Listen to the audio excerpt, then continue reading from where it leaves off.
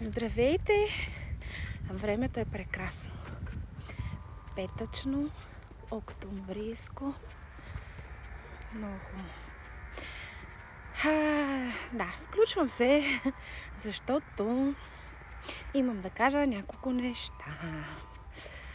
Първо, скоро не съм ходила в библиотеката. Последния път си върнах книгите и не си взех други, защото подозирах, че ще имам работа около подготовката на уроците ми за училището, тъй като те са много разнообразни. От 6 до 12 клас. Учебниците са различни, всеки урок е различен и да, всяка вечер сядам и си подготвям уроците за следващия ден по учебника, който имат учениците. Да не говорим, че за 11 и 12 клас въобще не съм ги карала да си взимат учебници. Беше по желание. Оказа се по-сложно да си закупят учениците учебници. И аз им разработвам уроците, изпращам им ги в Classroom.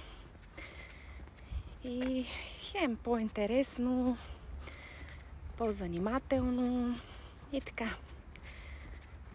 Всички разработени уроци, между другото, смятам в канала ми в YouTube да ги кача с обяснения.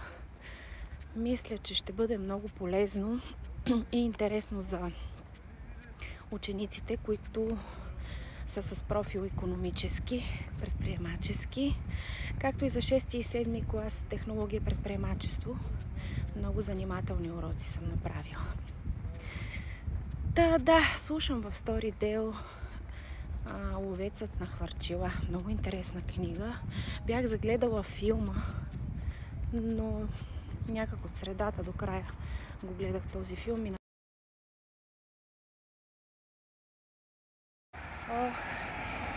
звънна ми телефона и се прекъсна видеото, ама продължавам където съм стигнала.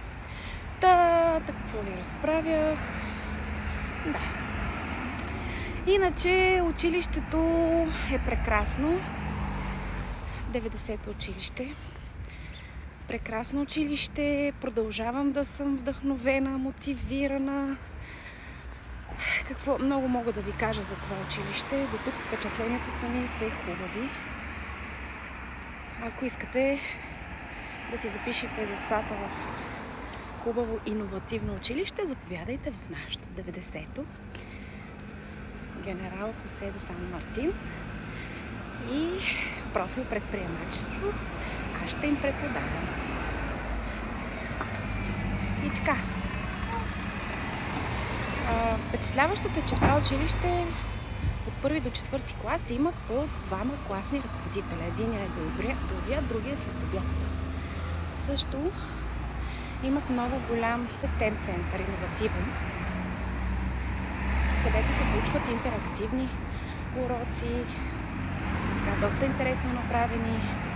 Учителите са много широко спектърни, млади, вдъхновени, мотивирани. В момент само, че пресичам.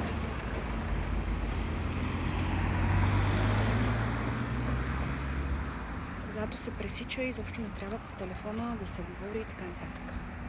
Трябва да бъдем внимателни. И много хубаво училище, което всъщност не говори само за своите ценности, а ги изповядва чрез всяко свое действие на всеки един, който участва в училищния живот. Педагогически персонал, друг персонал, управлението на училището. И с кран не може да ме мръднете от това училище, защото то е моето.